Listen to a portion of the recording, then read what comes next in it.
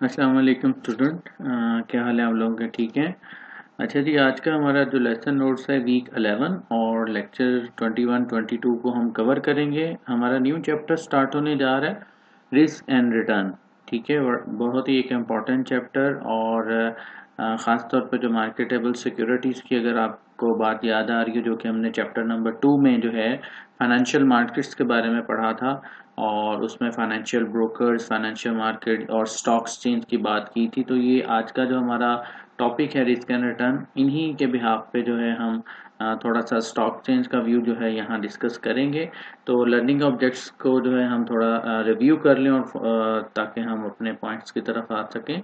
Objects जो हैं हमारे इस लेक्चर्स के, वो हैं पहला, we will define the risk and return.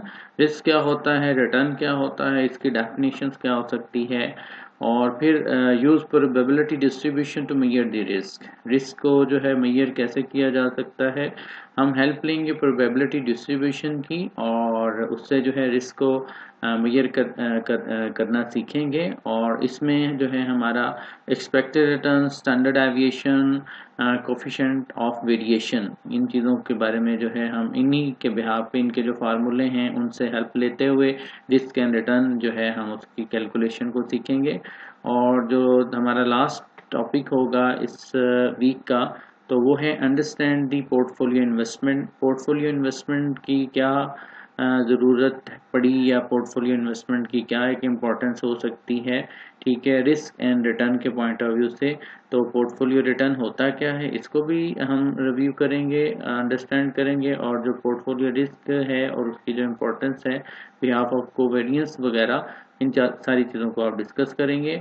और आपका जो टेक्स्ट बुक है, ठीक है, तो वही हमारे पास वैन ऑन की बुक से जो है ये लिया गया है। चैप्टर रिस्क एंड रिटर्न है, चैप्टर नंबर 5 है। तो आप अपनी बुक से भी जो है इसको डिटेल स्टडी कर सकते हैं। ठीक हो गया जी। चलिए हम स्टार्ट ले लेते हैं।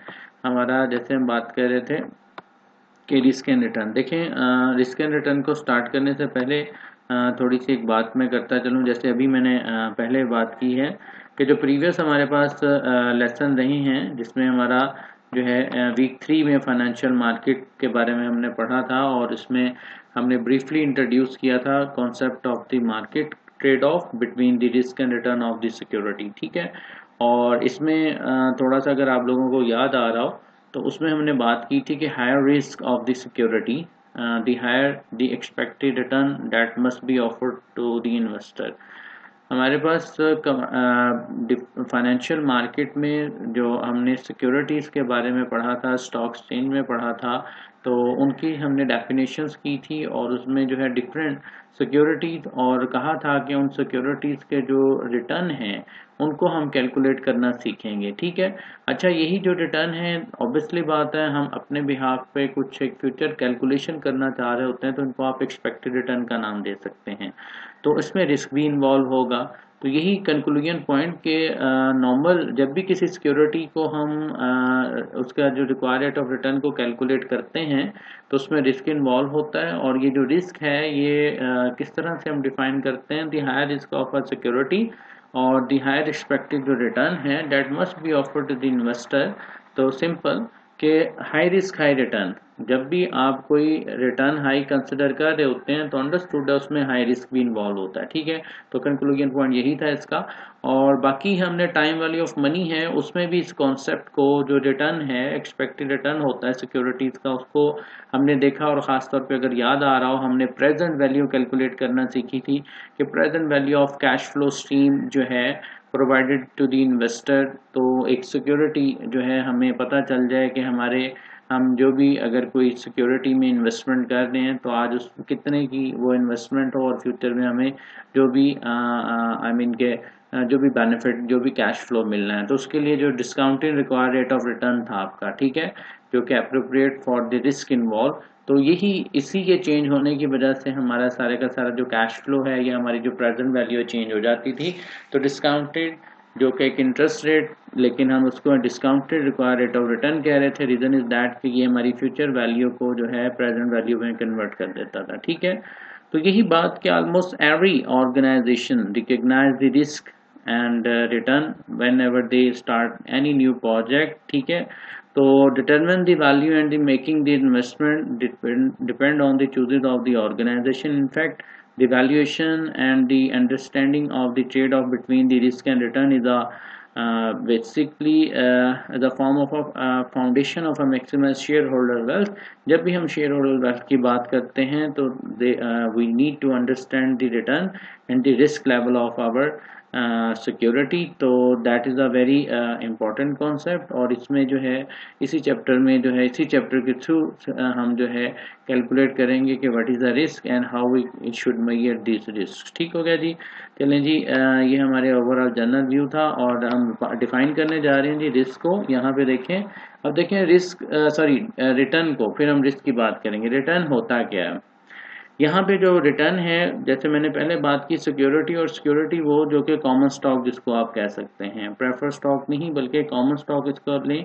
क्योंकि स्टॉक एक्सचेंज में अगर हम जाते हैं तो स्टॉक एक्सचेंज में ज़्यादा जो ट्रेडिंग हो रही होती है वो शेयर्स की हो रही होती है. वो जो शेयर्स हैं वो कॉमन शेयर्स होते हैं. प्रेफर स्टॉक पे कम ट्रेडिंग कंपनीज कर रही होती हैं. ठीक है. अगर एज अ इन्वेस्टर आप कोई भी शेयर परचेज कर लेते हैं तो उसमें आपको बेनिफिट क्या मिलना है? ठीक है. पहली बात तो ये है कि आपका जो बेनिफिट होगा कि income receive on a investment. ठीक है. जिसको हम क्या कह सकते हैं? डिविडेंड. क्या नाम उसको दे सकते हैं हम? डिविडेंड का नाम हम यूज कर सकते हैं. ठीक है. अच्छा, दूसरी बात इसमें क्या हो सकती है? एक तो आपके पास चलें जी डिविडेंड का केस आपके पास समझ आ जाता है कि यार हमारा एक जो है डिविडेंड हो सकता है. ठीक है. एक जो है आपके पास हम डिविडेंड का वर्ड यूज़ कर सकते हैं.